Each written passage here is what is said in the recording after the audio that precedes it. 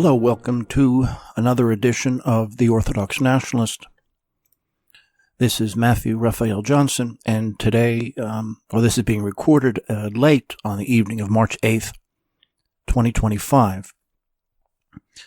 And we're going to talk about something that has come up in some of my writings from time to time. It may be a bit of a surprise for the Orthodox Nationalist here.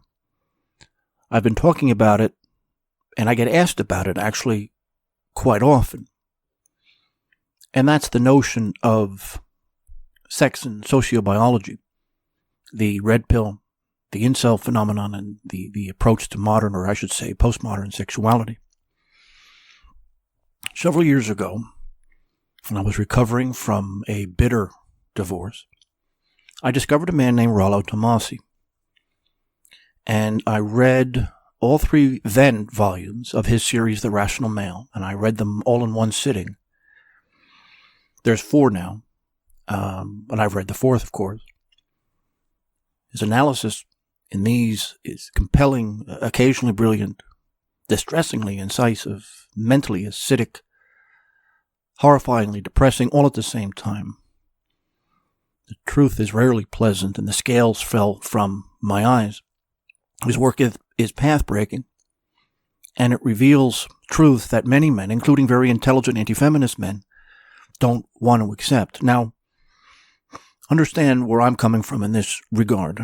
I'm 53 years old. I've had many relationships in this period of time. I defeated my ex-wife in divorce court, custody court, and in hearings and child support a decade ago, and I did it without a lawyer, while she was well represented. She made all kinds of false accusations against me, and that forced her to pay a settlement, which I continue to enjoy today.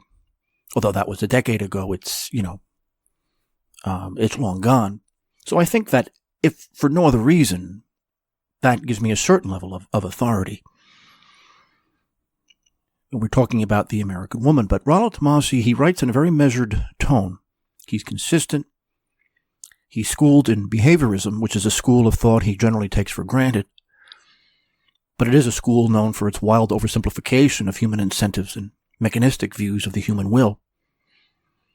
But Tomassi and a tiny handful of others have created a school of thought on intersexual communication and motivation. We conversationally call it the Red Pill, a reference to the original and, well-known Matrix movie. And it's correct concerning female behavior in postmodern America.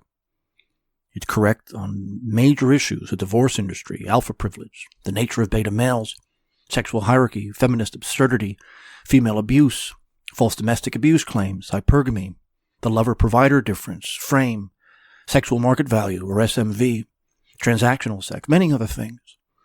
I'll talk about these terms here tonight. And it all comes down to, among many other things, but one of the foci is exposing female privilege, the most pervasive and totalitarian form of tyranny in postmodern life. And there's no denying that this is a part of a man's daily experience, but the Red Pill, for all of its insight, also bases itself on some exceptionally simplistic variables. While I've learned so much, and I shouldn't have been in a position where I had to learn so much from Red Pill teachings, Tomassi or anyone else. Tomassi today is attacked because he's discovered your typical younger woman's playbook. He's rarely attacked on substantive grounds. He's normally just called names, but you ignore him at your peril. I've criticized several aspects of him, but not so much in his conclusions, mostly in his methods and assumptions. What he's done is extraordinary. One of the problems I have is that they don't really talk about this abstract female nature. A behaviorist doesn't believe in nature to begin with. Of course, it's very strictly nominalist. But females living in a dying postmodern Western world, you don't need a sweeping evolutionary scheme that takes the reader back to prehistory. It claims to be based on evolutionary psychology, but you don't need it to reach the same conclusions concerning the female. The traits that this school of thought has uncovered are very specific to our era, and there's nothing about the essence of the female that is uncovered here. A behaviorist can't talk about essences either. Women are slaves not so much to biology, but to a ruling class that has long since declared war on the family through the sexual revolution.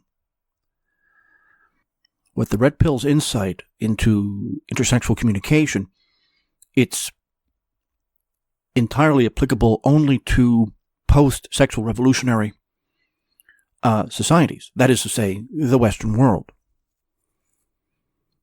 Now, we're only talking about a dying postmodern society. There's nothing that we can read back into prehistory, and it does damage to the Red Pill that they insist on doing that, and talking about evolutionary psychology as if that's necessary for their conclusions to be true. So, you remember that game? Every once in a while, you come across it. Screw, marry, kill. Women usually play this quite often. And they list men who they want to screw, who they want to marry, and who they want to kill. It was in The Office. If you've watched that show, I remember it growing up. They used other words for it, but, But it's not just a game. It's a succinct description of how women think. Those three actions concern what they want to do to these different types of men, and the men in their lives are each assigned a fate. You note that marry and screw are different categories of men. That's the distinction. The distinction between the two of those is a linchpin of the entire female mindset. What do I mean? Women divide men, as many of you know, between alphas and betas. Alphas are highly confident. They're very attractive to women for various reasons. It's hard to tell entirely, but maybe they make up 10% of the male population. Betas are seen generally as disposable. These are the men who often languish in the friend zone. Until the women around him, getting older, can't pull the alphas that they used to in the past, or, secondly, that they need to worry about landing a good man and a good father for their financial future with a family. So they trade sexual attraction for emotional stability, reliability, and of course a stable income. Alpha and beta are the men young women would screw and marry, respectively. Now, we're talking about sociobiology. The socio part means that this is not an exact science. You use a word like alpha to describe a small subset of men, a highly successful, when it comes to women, a man is pursued by them all the time. Synonyms for alpha include things like player, PUA, lover, playboy, bad boy, Chad, stuff like that. There's often nothing really exceptional about them, except they somehow get lots of girls. And then the more they get, the more other girls are intrigued by their success. Now, contrary to many overexcited analyses online, alpha doesn't necessarily refer to leadership potential, muscularity, or any that doesn't hurt. Alphas can and do exist without these, but they must possess great confidence, charm, and certainly above average looks in some combination. The point is that they have many women at their disposal, and given that fact, they have no incentive to invest much time or resources into any one of them in particular. That forces attractive women to fight among themselves for access to him. Since he has many options, women find the alpha very tough to pin down, and that itself makes him even more desirable. The alpha is the target and subject of female fantasy in general. The beta, on the other hand, is the provider of material goods and or emotional stability. Maybe they're, 25%, maybe 30% of the male population. Synonyms for a beta include simp, provider, Andy Bernard, Plan B, backup boyfriend, the nice guy. When a woman settles, it usually means that she couldn't get an alpha to marry her, so for the sake of stability and her future, she has no choice but to rope a beta for his ability and desire to provide. Women need them, but don't really want them. Betas are far more dependable than alphas because they have a poor history with women and are overjoyed anytime an attractive woman expresses interest, since it's a rare event. But that very excitement is their Achilles heel.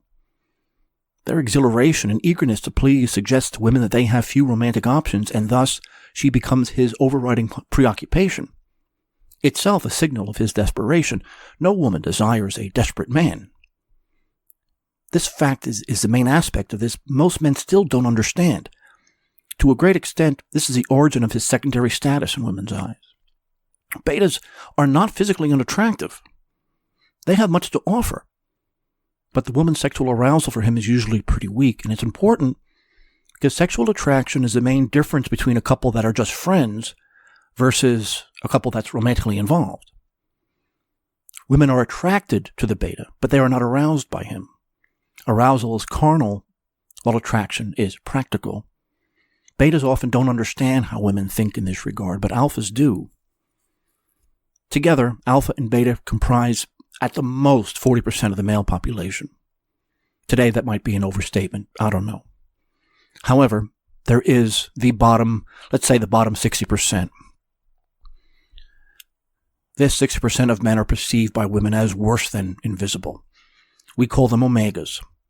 For women, they are good for nothing. They are physically repulsive. They're socially inept. Synonyms for the omega are things like neckbeard, creep, Discord moderator, basement dweller, Lauren Armstrong, sexual harasser, sub-5. That refers to the well-known 1 to 10 rating system for the opposite sex. The omegas are below 5, while alphas are usually rated 8 or 9 and up, and betas ranking somewhere in between. You talk about a woman being a 9 or an 8 or something. Yeah, they're not exact, but there's always some differences within categories, but rarely between them. No woman looks at an omega and claims he's an 8.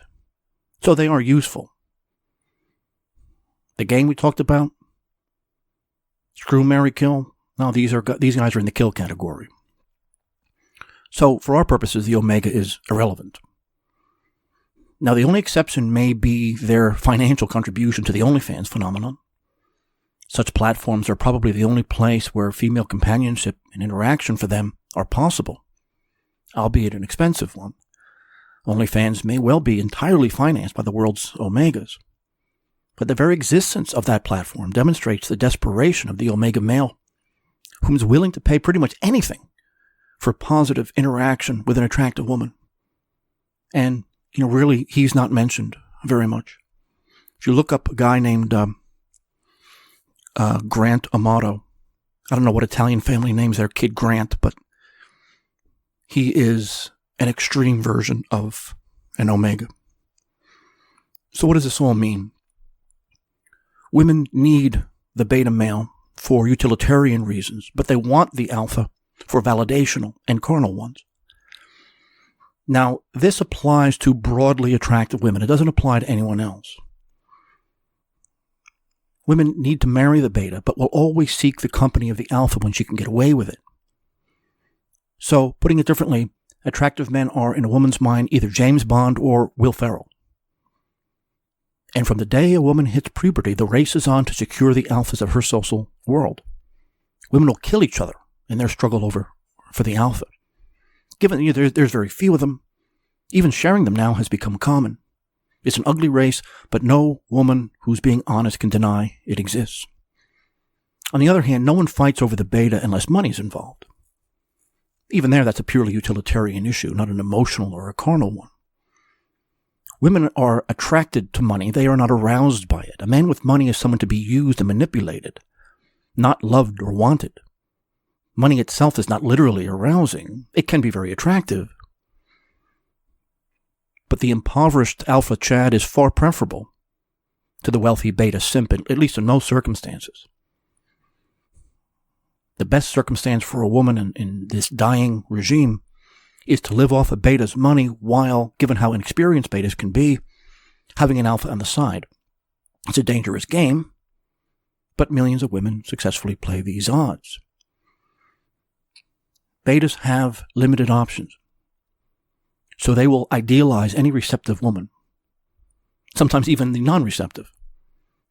They soon come to believe that she is the one, with a capital O, a disease the Redpill calls oneitis. This disastrous beta phenomenon of placing a woman on a pedestal something like that. It's a similar error. A woman is turned off when they're praised to the skies by a man she just met. It's not just that she could never live up to this idealized status, but more importantly, she knows that her being put on this pedestal is based mostly on the man having few options. In his ignorance, the beta male thinks that this kind of praise is the way to a woman's heart. This obsequious flattery, overstated romantic gestures, this sycophantic sympathy, that somehow that will endear her to him. But no, it's not true. It's a common error of monumental proportions.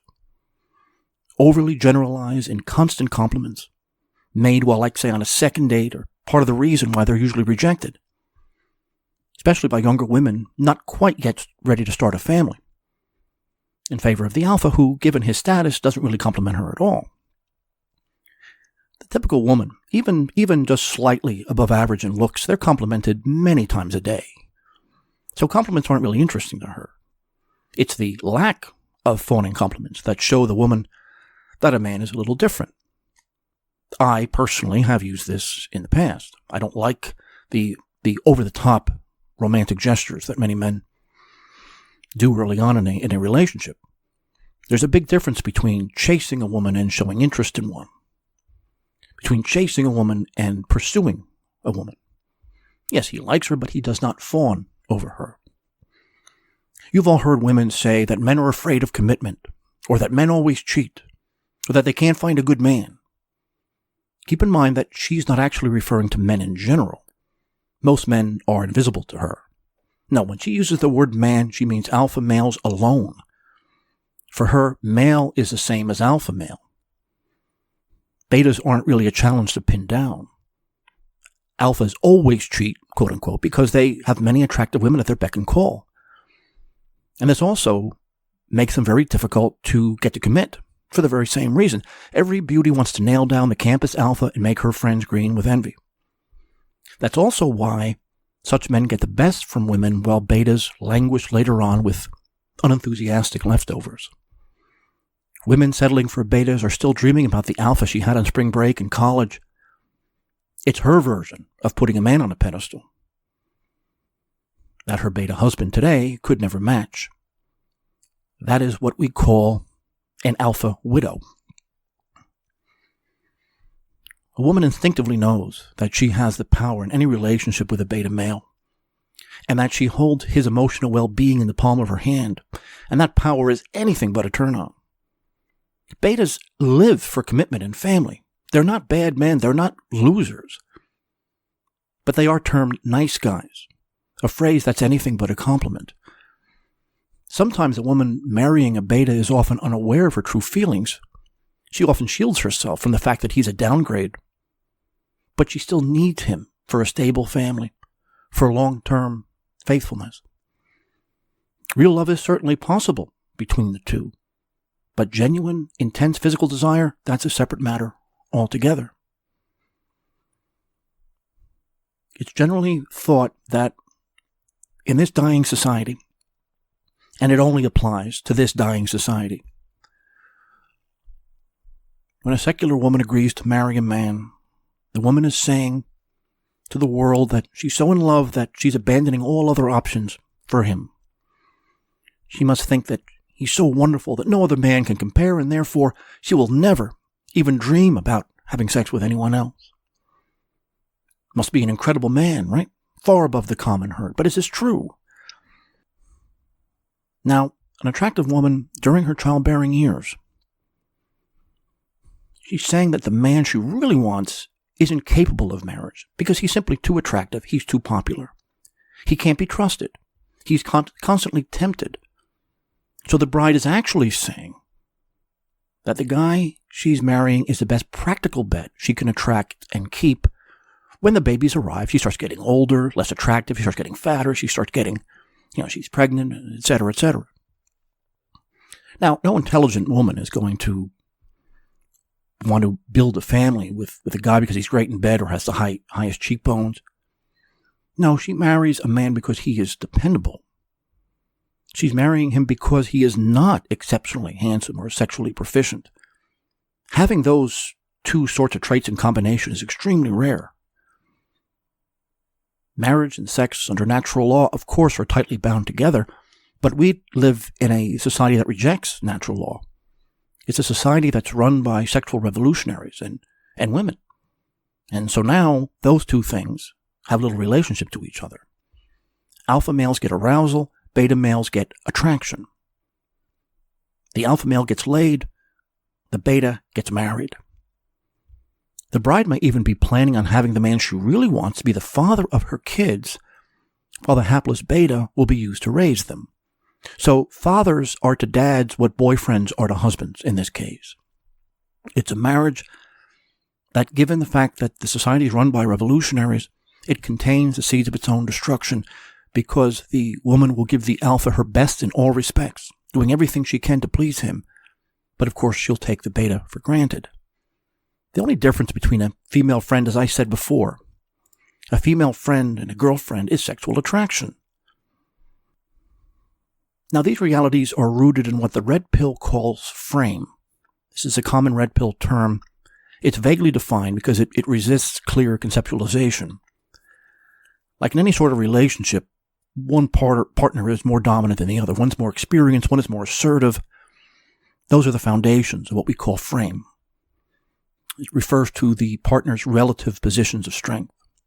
And frame comes from status. An alpha will create a very different frame than others due to the fact that even when he's married, he still has many options. He can recover from a breakup very quickly, as can most attractive women.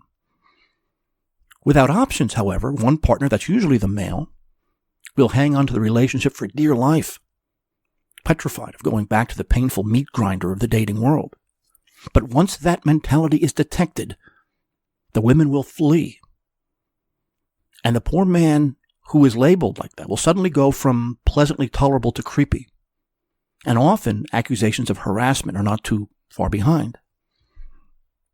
So quite literally, frame refers to how issues in a relationship are understood. Alphas are the dominant partner, so in general things will be on his terms. For the beta, their life together is often on her terms. Many of you have heard the word game used as a technical term by this very same school, and that's a conclusion from all of this. The insights that I have just laid out have to be applied to someone's dating life. Keep in mind the concept of dating and chasing women. This is all fairly new, historically speaking. But most of us know that men can't appear too eager. You have to at least make it appear that you have many romantic options waiting for you. Shouldn't be too quick to do favors for women, or to appear to care very much in general, giving the impression that they have something very extraordinary to offer. But of course, a man can't take this too far. There has to be an underlying attraction and confidence, or I should say connection, for this to even begin to work. Looks and confidence come first, the rest follow from it. The typical beta uses these strategies at his peril. Unfortunately, since he's a dime a dozen, and she may well take these actions as a sign of disinterest, since she has usually far more options than he does. For a man who's unattractive, to pretend to act like an alpha makes him look ridiculous. But for most of history, game wasn't necessary. It's only needed in what we call an unregulated dating market, a historically rare state of affairs. Only the postmodern Western world is anything like it. It's unregulated in the sense that there are no arranged marriages and there's few constraints on the female sex drive. Well, there's certainly many placed on the overwhelming majority of men. Since the male sex drive is far stronger than the female, women possess the objects of this potent desire. The sexual free market is inherently matriarchal. And that status is connected, of course, with the discovery of or use of birth control and feminism. And the two things are very closely connected. Betas find themselves victims of a sudden divorce. All of a sudden, suddenly he sees the labor of decades, as well as his children and maybe his reputation, going into the hands of the woman who always saw him as second rate. They'll also go to her new boyfriend, too. This is a huge source of income for women, and it lay at the heart of their huge home ownership rates and startup businesses. This is how women become self-made women. Of course, we put that in quotes. Most of it comes through theft. Betas are easily discarded, and both the state and public opinion will support her, no matter how absurd her claims might be against him. There's another term. That term is hypergamy. It's a huge part of the red pill vocabulary. Like most concepts here, it often rests in the female subconscious. It refers to an attractive woman's drive to improve her present social status through finding a partner who might be more alpha than the one she presently has. Now, what improve her status might mean depends on the context. Could be access to money, social status, popularity, social respect, appearance, family ties, whatever. But for any visceral reaction to exist from a woman, there has to be an alpha presence. That makes the frame the man's, unless, of course, someone even more alpha comes around. Keep in mind that these only exist in respect to men. There are no female alphas. Since female power exists only in their presence, not their status or their accomplishments or anything else, a beautiful woman only has to breathe. That's all she needs. The situation now in the social sciences have shown this over and over again, that your top 40% of women in the looks department, that's a lot of women, are all going after the same top 10% of men. That's what dating is in 2025. The only thing that exists for men in hypergamy is maybe in looks or in youth. And that applies only to that tiny percentage of men who have a chance with these more attractive and younger women. But for betas, of course, they're just happy to have married a quality woman in their mind, or at least that's what he thinks. The only time women have to worry about something like game or gaming someone is when they're faced with alphas. No woman has to game a beta. They can be, she could have one very easily. So the red pill suggests that young, attractive women are programmed according to them by this vague evolutionary process, to sniff out false alphas and real betas, and under most circumstances, filtering the betas out of the dating pool. Their existential fear is to have married the wrong guy, a beta that convinces her that he's an alpha. And one of the ways that women do this is by asking what's called fitness test questions. I first learned this from Rollo Tomasi. It's a hardwired mechanism, and they will test men asking questions of him autonomously and subconsciously. It's not really a free action. Even if they're aware of doing it, they'll still do it. Men want to verify sexual availability, as Tomasi says, to the same degree women want to verify a masculine dominance and confidence level. So how does game fit in? Asking fitness questions is a function of a degenerating postmodern society. It has no foundation in life prior to this. There was no dating in earlier civilizations.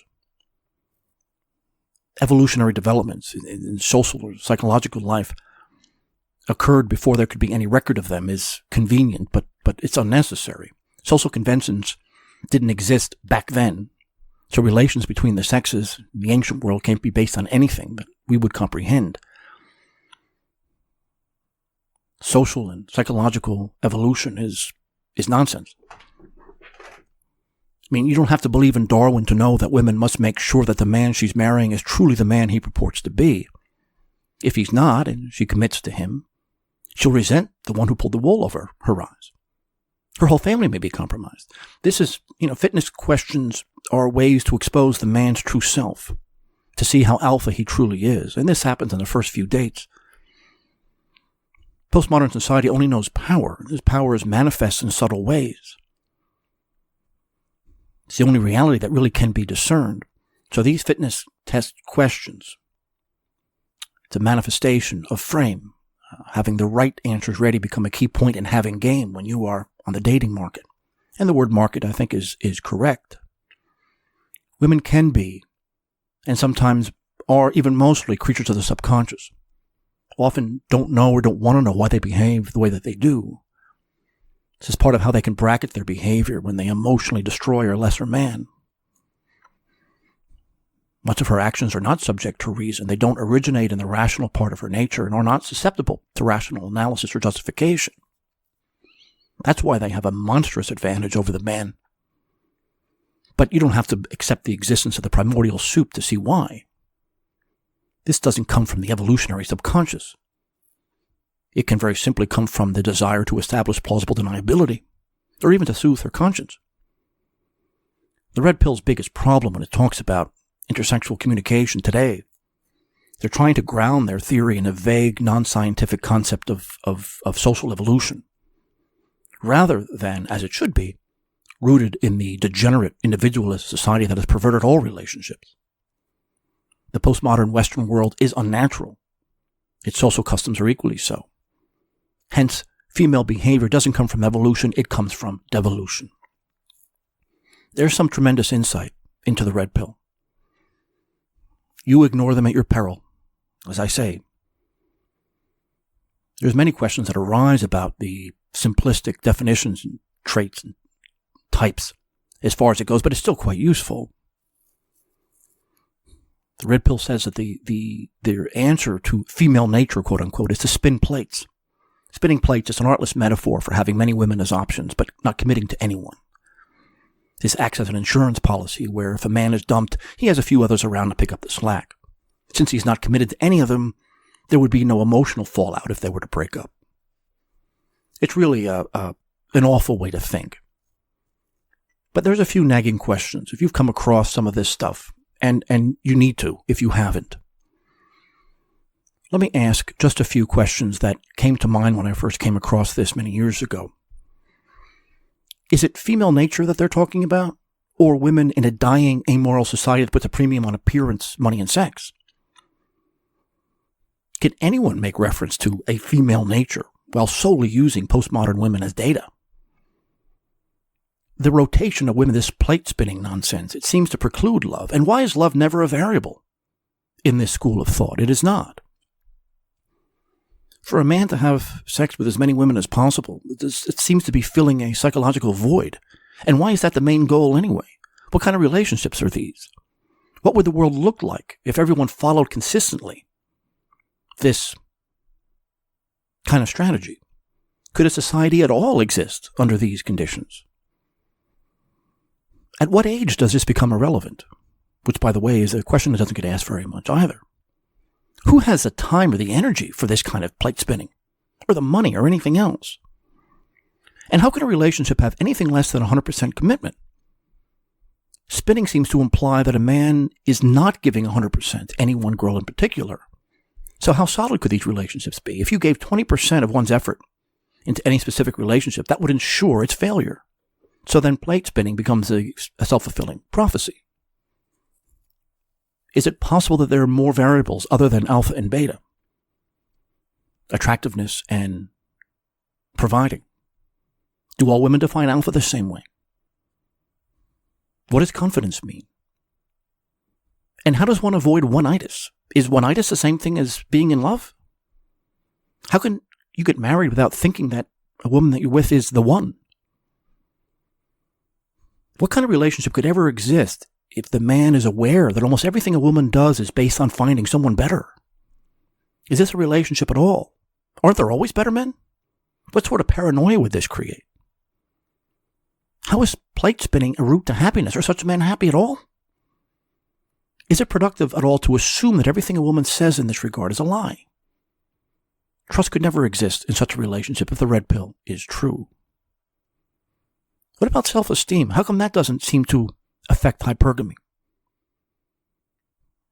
A man with low self-esteem gets rejected quite often. But where does self-esteem come from? Could low self-esteem be taken by the woman as a symptom of his past rather than an inherent aspect of his personality? Is a man insecure and hence repulsive? Or does it come from previous abuse? Can a woman even make this distinction? Even women, do they like the emotional turmoil that hypergamy brings them? What's the goal when there's always a better man out there? How can it lead to anything other than permanent instability? How can this make anyone happy, especially when it doesn't end? for women, what is the point of even landing an alpha male when he could just find someone new tomorrow? Having an alpha fall in love with you makes him what? Is he still attractive anymore?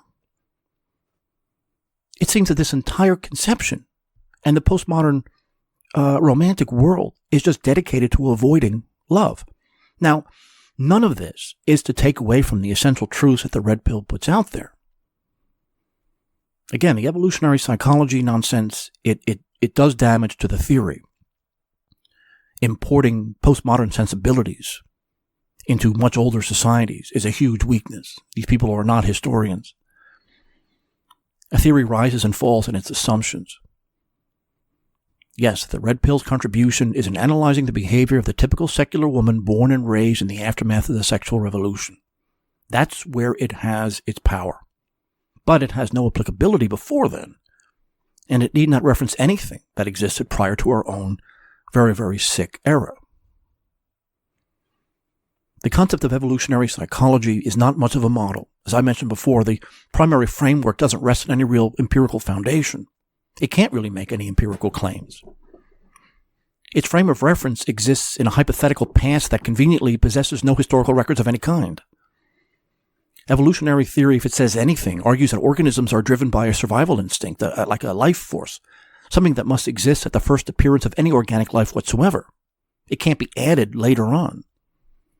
Adaptations don't mean anything unless they promote the ability of the organism to not just survive, but to thrive, which really isn't saying a whole lot. Doesn't it make sense that the beta male would be the dominant group here, not the alpha? I mean, betas are the ones that are getting married, albeit maybe for the wrong reasons. Alphas would be the last group of men to be rewarded in the hypothetical prehistoric world that evolutionary psychology assumes exists, that the Red Pill always references. Alpha is not synonymous with wealthy or powerful. Let me quote Tomasi here. And he's speaking to young men when he says this. If you are chronically depleted of testosterone and or subjected to the calming effects of oxytocin, your sexual viability is at a disadvantage. In fact, from an evolutionary standpoint, the beta males of our feral hunter-gatherer beginnings would be more prone to masturbation as a sexual release since, theoretically, they would have had less access to breeding opportunities than alpha males. It would then follow that definitive subconscious behavioral and chemical cues would evolve to aid females in selecting the best mate for paternal investment. Now, much as I love Tomasi, claiming to know what prehistoric beta males did in their spare time just stretches credulity. There was no designation prior to civilization, since no one knows anything about these hypothetical prehistoric worlds. The Red Pill's great error is unwittingly imposing postmodern romantic alienation and revolutionary corruption very specific to the U.S. after, say, 1970, onto ages long past, long before our own, to which very few can relate. The truth is that the American world post-1970 is historically unique, and not in a good way, and quite conventional. The last thing you could ever call it is natural. The Red Pill uses a stylized development cycle for women. It only really applies to attractive women who go to college, generally speaking. It's also very new, because there was no room for any of this to exist prior to, say, the 1970s. The theory says that from ages, say, 17 to 26 or so, the attractive girl is a party girl, having sex with as many men as possible that she deems to be physically attractive. Her criteria revolve around physical appearance, maybe an immature conception of social status. Since men value sex more than women, women have inherited the gatekeeper role. Sex is very readily available to most females, but something so plentiful can only have minimal value. That changes when you're talking about an alpha. That becomes very valuable. His status changes the equation. Suddenly, this prude girl turns into a porn star with Johnny Quarterback or Chad Thundercock, while Andy Bernard receives a much more tepid attitude. This leaves Andy Bernard stewing in anger, resentment, envy. The beta male, unaware of his status, self-loathing even. The betas of the world are jealous of female power, her apparent happiness, and the effortless and costless sex alphas receive. Then we're told that she hits the wall, which is a theoretical construct. It's quite real. whereby a woman becomes aware that she's not attractive as she used to be. It's hard to tell where this starts, maybe late 20s. The claim is that here she begins to see all the men that she wants going for younger women, and she gets upset at this, since alpha traits up until now have been her only priority. As a painful result, the former beauty begins to make plans to settle for Will Ferrell, the proverbial beta provider, one of the least fortunate men in the history of social theory. Tomasi says this: between the ages of 28 to 30, sometimes later for attractive women perpetuating their party years, women often enter into more cognitive awareness of their personal conditions with regard to their declining sexual market value. This phase I call the epiphany phase. It's the point where the subconscious awareness a woman has of her sexual market value in relation to her eventual date with the wall can no longer be subconsciously repressed and ignored. Well, in our sick society, that is certainly true. It certainly exists, and the epiphany phase is something that men have to be very careful about identifying. This is a subset of attractive women who have realized that she might be good with Andy Bernard because Vinnie Barbarino is no longer available. She wasn't really aware of this before. She snags then the man that she rejected back in college, a man who's now ecstatic at this newfound attention. So he gets pity sex in exchange for all manner of financial and emotional support, and the poor sap has no idea what's happening due to his inexperience and the fact that he's raised in a gynocentric social order. She too might be aware that he's clueless and he might not fully understand why she resents him for it all. It's possible she may be trying to shield herself, trying to shield her conscience, rather than her feeling springing from some primeval impulse.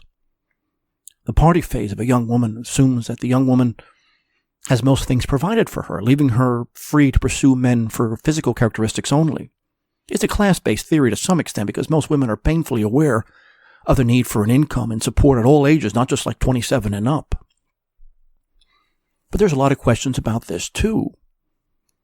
Women at the party phase care about sex and all the ego-stroking, everything that sex implies, and getting men the other women want.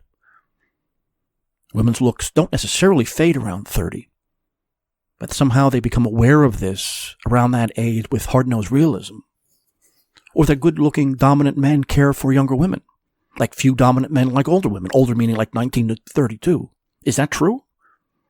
That older women have no interest for them, no matter how attractive? Is she capable of falling in love until the wall comes around? Does she only understand things like a provider male when her looks fade? Do alphas ever fall in love? Could beta males, that is to say, dependable providers, they can't be physically attractive or proficient in any way? That conventional hotness is the primary drive for women in her younger years? Is it true that few young, attractive women care about stability, family, or love? Has anyone noticed that this kind of meaninglessness rarely makes anyone happy, regardless of its origin? And the fact that happiness is rarely talked about at all when we deal with these subjects. Many other assumptions are to be found here. Just a few that came to mind. It doesn't mean that women get to marry their first choice, but even if they do, unfortunately they learn the hard way that those types of men can't be pinned down for long. Women marry the men they think they need, not the ones they want, even if it's purely subconscious. But you don't need an analysis of prehistoric man for that to be understood. Now, what I'm trying to say with all of this is that the Red Pill takes evolutionary psychology at its foundation for all of this. And what that school is dealing with, without not fully understanding it, is the state of nature that comes from Thomas Hobbes. It's this revolutionary drive to start over again, leading social theorists, starting with Hobbes, to imagine a world where men existed without law, customs, religion, language, or anything else, starting from zero, trying to envision man as man without any of the accretions of civilized life. How would men behave if they weren't influenced by civilization or conventional morals? If that were known, then history would know man qua man. Man as he is rather than as society has made him. Observing the behavior of men today only tells us how they respond to conventional social morality, long-established norms, whether good or bad. No one really believes that wild animals can be studied solely from those that are in a zoo. No, you have to observe them in the wild. The revolutionary Enlightenment wanted to study man in the wild, but of course, that was just in their imagination. The state of nature is a myth, of course. But it's still the very foundation of modern politics and even modern science. Man has always existed in structured societies, whether they like it or not. All sociobiological theory has to assume the existence of the state of nature. They can't talk about hunter-gatherer societies because they've already organized. They're already organized, and they're already influenced by the conventional. So you can't determine anything about man's quote-unquote natural state from any of this. Sociobiology has to assume a uniformly lawless and culturalist vacuum from whence instincts for raw self-preservation can develop without reference to any conventional rules. To the extent conventional morality takes over later on, such instincts will become less valuable and even harmful. What serves man in the state of nature may not serve him in civilization. Routledge, the book publisher, put out The Companion to the State of Nature. In its introduction, it says this: in imagining what it would be like to be without a state, we also imagine what it would take for us to create one. Philosophers have used the idea of a state of nature to argue that the state is based on an agreement between people, that really they mean among people, to live together under laws, so that the state of nature helps answer another question. It tells us a story about how a group of individuals who were free to become obligated to obey the laws of a state. The story is not meant to be factual. Perhaps human beings have never lived without group rules and submission to anyone who has the power to enforce them. Nevertheless, we could come to understand what justifies this situation. Why is it a good thing, if it is, and why we should accept it, if we should, by imagining what it would be to live without the state. Now, these people, this is a terrible introduction. This is supposed to be the scholarly introduction here, and it's not just the state. It's everything that goes into it. Morals, language, culture, religion, everything else. It's not just law. Because the problem is that man has always existed as a part of civilization. Therefore, the state of nature is absurd. Revolutionary writers in the 17th century used this totally unverifiable and hypothetical construct to project their own desires onto history and to use these as actual functioning objects of observation. Rousseau saw them as peaceful loners. Hobbes saw them as violent and power-seeking. John Locke saw them as gentlemen worried about the chaos that would ensue if men judged disputes in their own case, which is the primary concern in his version. This is important because the Red Pill talks about all the traits that we've discussed as existing from evolution, that this is how women have always been. This is how men have always been. The sexual revolution destroyed all of the barriers to this coming to the surface, and therefore that's what makes it useful, and it's simply not true. Let me give you an example here. When a sociobiologist, someone who believes in this psychological, evolutionary psychology, they make reference to a certain emotion, let's say something like envy. For example, they speculate. Where did envy come from? How could you possibly know this? So they have to come up with something that it served a certain purpose in this prehistoric era. They kind of settle on what sounds right given today's priorities. So they may say something like, society progresses because the emotion of envy drove men to perform tasks to keep up with their neighbors and rivals. That would be envy's origin, and hence its purpose.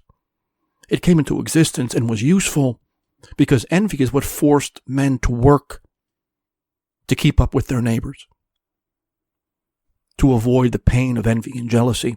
And so they continued to work to create things and to do things, and society as a result progressed. They might even conclude then that envy was, back then, a necessary emotion for any social progress to take place. It drove men to act in productive ways lest his rivals dominate him. Now, that emotional engine might be out of place in today's civilization. It may be destructive, or at least a mixed blessing. And the theory sounds, I guess, superficially plausible, But that's as good as they get. Because envy, if that's the claim, and it is their claim, by the way, doesn't that imply a fairly complex society with established rights and duties and rules of ownership? Not to mention a mutually accepted scale by which men could be assessed relative to others. So using that as the origin and purpose of envy would be absurd. They seem to think that because something sounds right, it must be true. Now, there's a group called the Center for Evolutionary Psychology. In a book, one of their central texts is the Handbook of Emotions, edited by Michael Lewis, came out in 2000. They talk about envy, too. Envy that arises from adultery. And they're trying to make sense out of why adultery is seen as a bad thing. And why people find this so awful. And they talk about the elements that have to be in place for this. A sexual rival with a capacity for social action and violence, as well as allies of this rival. A discrete probability that one's mate has conceived with a sexual rival. Changes in the net lifetime reproductive returns of investing further in the mating relationship. A probable decrease in the degree to which the unfaithful mate's mechanisms value the victim of infidelity. A cue that the victim of infidelity will likely have been deceived about a range of past events, leading the victim to confront the likelihood that his memory is permeated with false information, that the victim's status and reputation for being effective at defending his own interests would collapse, inviting challenges in other areas.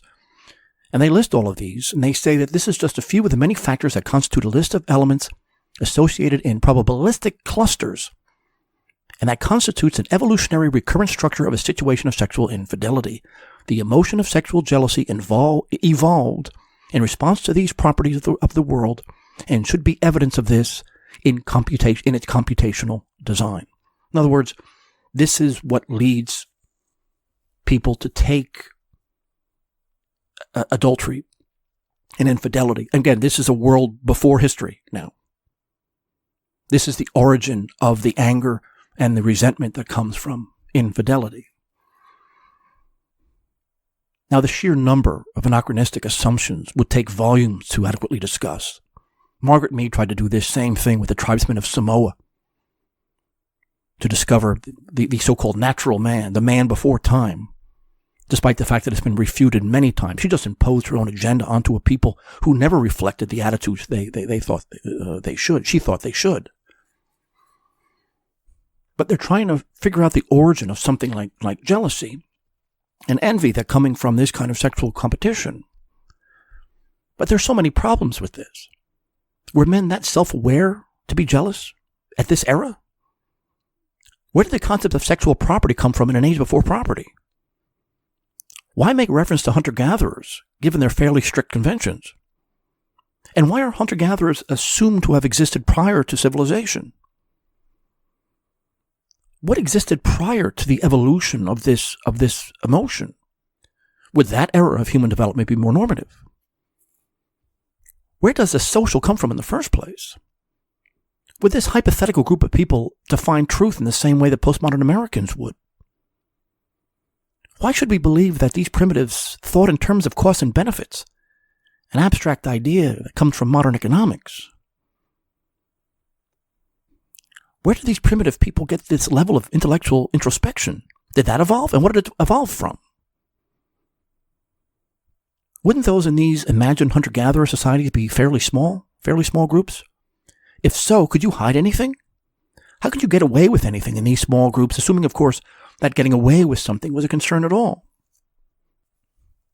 Now, why do I mention all of this? The traits that men and women have when it comes to romance and family, it doesn't derive from evolution. It derives from our own adaptation to the decay of Christianity, the family, patriarchal authority. These are the causes of modern corruption. This is where the alpha-beta distinction comes from. This is where hypergamy comes from. Rollo Tomassi, again, who, is brilliant in so many things, he says, in a pre-sexual revolution social order, a woman's capacity to optimize her hypergamy and pacify her uncertainty had a variety of extrinsic limitations: guilt, cultural stigma, shame, moral and religious conviction, obligations to family, arranged marriages, polygamy, and yes, even rape, were all a means to limiting a woman's decision-making capacity to optimize her innate hypergamy. Well, when you talk about pre-sexual revolution, you have to be talking about every single society that ever existed except the postmodern West. There was no such concept of an unregulated romantic market before 1970. So when did these innate traits ever come to be? The assumption is that women have always possessed these traits, but because of all of these conventional morals in different civilizations in the past, they really couldn't come to the surface. They were hidden from public view. So I guess these traits have to be assumed as an article of faith. The other assumption is that important life choices, sexual desire, instinctive drives, that these are juggernauts that conventions such as religious conviction or family obligations could never withstand, or that such institutions ensured the woman would be more careful and circumspect in her behavior. Let me quote him again. Biologically, it's postulated that our larger brains allowed us to develop a capacity for reason, but that doesn't mean other animals lack the same faculty or facility. It's just that the rational process is less developed, some would say less environmentally necessary, in those animals by orders of degree. Dogs, for example, rely primarily on their instinctual processes and the mental, vestigial firmware they're born with to solve most of their existential environmental problems. This doesn't mean they lack the ability to learn and form novel, adaptive behaviors using rudimentary forms of logic. Animals can be taught things, but their capacity to form novel ideas and behaviors is limited to their cognitive abilities. Humans, being the apex species on the planet, had the leisure to make the time necessary to evolve a capacity for logic, and as such the rational process developed in us. The problem here is the belief that there was a time where men didn't have these faculties or instincts. If there were ever such a time, humanity couldn't have survived. I mean, it's one of the big problems in evolutionary ideas in general. Like, for example, when you talk about the evolution of wings on a bat, the problem is that half-formed wings of the intermediary species were of no use, if anything, a hindrance. You can't really call them wings at all. If they didn't help the animal fly, they weren't wings. And the same goes for cognition itself. How did man function in the intermediary stages? What's it like to be half-rational? Or aren't most people half-rational now? Or is that just an example of equivocation? The evolutionist isn't using reason in the same way the ancients did. And where did the concept of leisure come from? I mean, man is poorly adapted physically for life on this planet except through reason. So reason is necessary even for the most rudimentary survival skills. Leisure implies the existence of civilization. It's inconceivable without it. Reason requires community, advanced language, and a sophisticated economy, so it can't be the result of these. Civilization, reason, and instinct have to exist at the same time, or you reach absurdity. Now, there's something called strategic pluralism theory that was, it has been around a long time, but it came from, one very important study was from Marty Hazelton, and it connects all of this with the sexual stuff that the Redpill deals with. According to strategic pluralism theory, men have evolved to pursue reproductive strategies that are contingent on the value of the mating market, More attractive men accrue reproductive benefits from spending more time seeking multiple mating partners and relatively less time investing in offspring. In contrast, the reproductive effort of less attractive men, who do not have the same mating opportunities, is better allocated to investing heavily in their mates and offspring and spending relatively less time in seeking additional mates. From a woman's perspective, the ideal is to attract a partner who confers both long-term investment benefits and genetic benefits. Not all women, however, will be able to attract long-term investing mates who also display heritable fitness cues. Consequently, women face trade-offs in choosing mates because they may be forced to choose between males displaying fitness indicators or those who will assist in offspring care and be good long-term mates. Now, what's happening here? The very conception of Machiavellian strategy in these matters is, again, a very recent provenance. It's a result of corruption, not reason. Only in the modern era did you have any conception of sexual attractiveness as an independent variable. In ancient societies, young men couldn't have multiple partners because women were sequestered in and by their families and didn't mix with single young males. All men who weren't monastics had to have a family to function, and his wife was almost always his first and only sexual experience. These kind of things weren't fetishized back then, as they are today. and were rarely even the topic of conversation. A woman getting married who wasn't a virgin was often seen as a victim of a crime. Rape is something that shows up in Greek myths all the time. And if there's any society that's very strict in dealing with that, it's hunter-gatherer societies. There were no fitness cues. There was no dating. There was no concept of sexy. Physical attractiveness had nothing to do with mating opportunities. And mentions of it have to be placed in their proper context, because the Western mind today sexualizes everything. No, homosexuality was not accepted in ancient Greece, and there are many laws survived outlawing it. Only the Western reader imports such perversions into these texts. Families and marriages were arranged in one sense or another, directly or indirectly. Romantic love is the creation of Hollywood, not evolution, and certainly not the troubadour poets or chivalry. The Red Pill says that the cardinal rule of sexual strategies: for one gender's sexual strategy to succeed, the other gender must compromise or abandon its own. Well, that's kind of a truism at one level. There can't be two totally dominant persons in a relationship. Dominance is not fungible over space or time. But the assumption here is that men want to have as much sex as possible without being tied down, which is hardly the case in 2025, let alone in 1025. Not to mention only postmodern alphas have this luxury anyway. Well, the assumption might be fun in theory. It's certainly not in practice. The worship, almost, of sex is very recent. Sometimes they mention things like the harem, used as an example to show that men aren't naturally monogamous. A harem is a form of seclusion for women. It mostly comprised the husband's relatives. Only for the upper crust of the elite, of course. It wasn't a pleasure palace. The Western Orientalist conceptions of the harem are absurd caricatures. Men weren't always sex-obsessed, and not any collection of women were automatically a sexual orgy. The Arabic harem, the Thai puridar, the Russian terem, it existed for female protection. Education was a sacred space that very few men were permitted to enter, including the husband. The Arabic word itself, harem, means a sacred and untouched place. In the Far East, the zenana, rather than being an adult film set popularized by the European imagination, it functioned as a social domain of female household members. The modern conceptions of the harem are more the product of fictional works like the 1001 Nights, which came out in 1721, The Lustful Turk, which came out in 1828. That's the product of the debased British aristocracy. This is where the notion of the harem as a sexual Xanadu came from. There were more projections of sexual fantasy than actual history.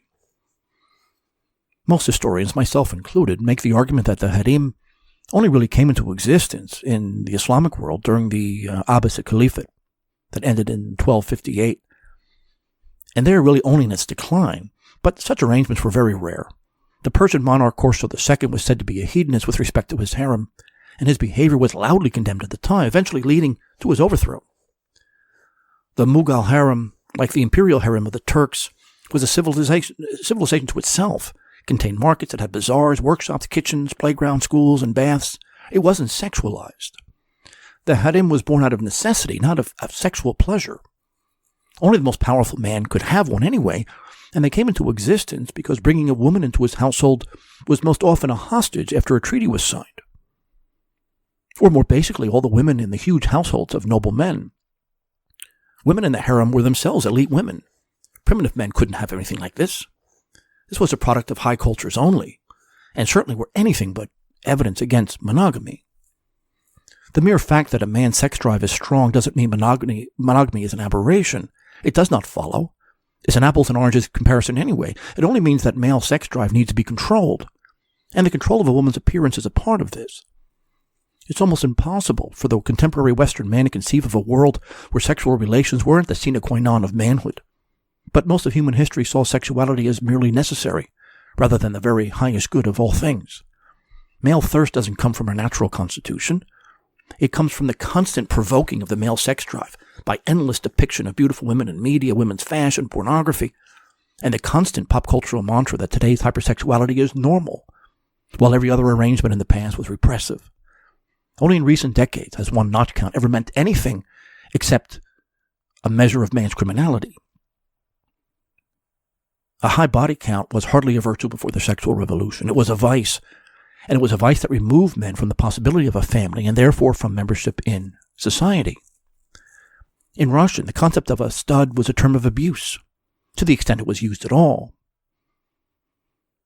Words like прелюбодей, the adulterer, arch-presidrit, babnik, a womanizer, these are all terms of abuse, taken from a less common word for wolf. It's an insult. It refers to a dangerous man. Words like Sayed, heartbreaker, or Volochisia, occasionally used. Most of these are borrowed from the West anyway. Volochisia comes from verbs denoting being dragged or pulled, being controlled by one's sexual passions, implying that man is weak. None of these words that might be used for stud or whatever, none of these are compliments. And most, by the way, are a very recent addition to the Russian language. Such a man was always seen as unstable, manipulative, and incapable of heading a family. And it was no different anywhere else.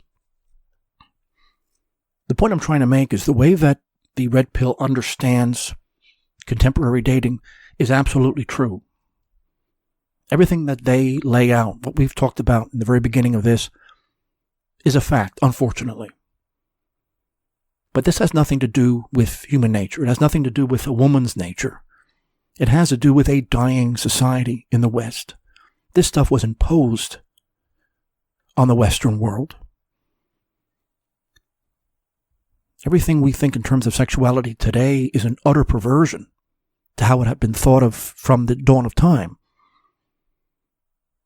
Evolutionary psychology is based around the mythology of the state of nature. There's no evidence that any such a thing ever existed.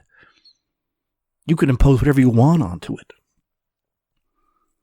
The Red Pill, yes, absolutely correct. I mean, I firmly support most of what they do, just within these confines.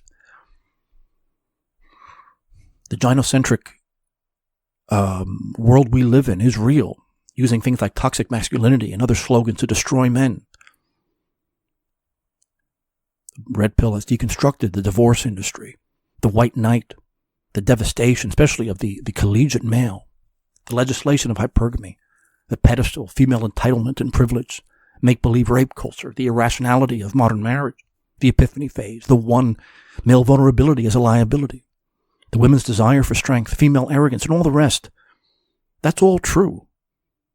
These are critical ideas. These are powerful contributions to bringing down the present matriarchal tyranny that we're all false to. We're all on the same side here. My objections have more to do with their methods and their assumptions than their conclusions. But these are substantial holes in the Red Pill theory. It doesn't mean they're incorrect. They just base themselves on incorrect foundations. They're correct in what they're pointing out, but then when they went back and tried to ground it somewhere, that's when they went wrong. Logic can't work when terms aren't well defined, and certainly not when most of the theory rests on the unverifiable. Yes, the behavior of young middle-class women, that's easily observable. And they bear out these observations to a dismal degree. But while being evidence of the Red Pill, it's not evidence for it being based on evolutionary psychology. I reject Malthus, Darwin, Spencer. You can reject them and come to the exact same conclusions the Red Pill does, with no contradiction.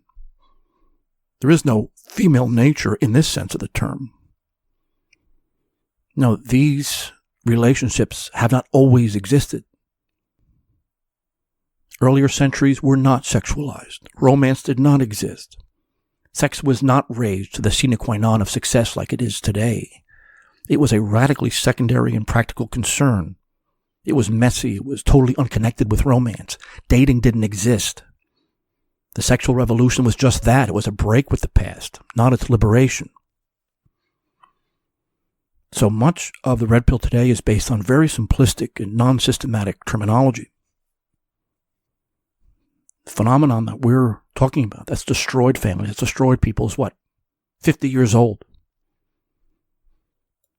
We talked about the state of nature because that's what has to be assumed if you want to believe that the present existence, and when we talk about the male sex drive and female manipulation and all that, those drives didn't exist 200, 500 years ago. And what I mean is, of course, the sex drive always existed, but not nearly what we're talking about today. When something is so manipulated and constantly promoted, of course it's going to be very strong. But there's no reason to believe that it's always been that way. So many people want to tell you that male monogamy is not natural. Well, it certainly is natural because the family is natural. People only think in those terms today because the sex drive has been provoked to such an extent that it becomes dangerous. Then the regime turns around and throws men in prison for following this incredibly dangerous drive. Deliberately provoking the male sex drive is one of the stupidest things that any human being can do. What do you think? What good is going to come out of this? Nothing good comes out of this. It destroys everything. Men are manipulated beyond belief. Women are completely enslaved to all of this. What people desire, what people want, is so artificially invented by the regime. It has nothing to do with nature whatsoever. And God knows it has nothing to do with evolution. If you want to believe that the hunter-gatherer, whatever of that exists today, if you want to use them as examples, they are the harshest. They kill adulterers. They're not sexual revolutionaries. They are the strictest. The farther back you go, the stricter you get. That's something that Margaret Mead drove her crazy. The situation in romance and dating and sexuality in the dying postmodern Western world, that's entirely unique to us. It's unique. Maybe you could find it in other dying societies, maybe the dying Roman society. I don't know. But there was certainly no media. There was certainly nothing. I mean, the Jews had pornography and prostitution in all their bars and taverns wherever they went. But that has to be artificially provoked. It's not something normal or natural. Nevertheless, the Redpill writers, really, I only trust Rollo Tomassi. Very few others are. They usually come from him. He gets plagiarized as much as I do. There's no connection with evolutionary psychology. The connection is devolution, not evolution. Thank you, everyone, for listening. I'll talk to you next week. Bye-bye.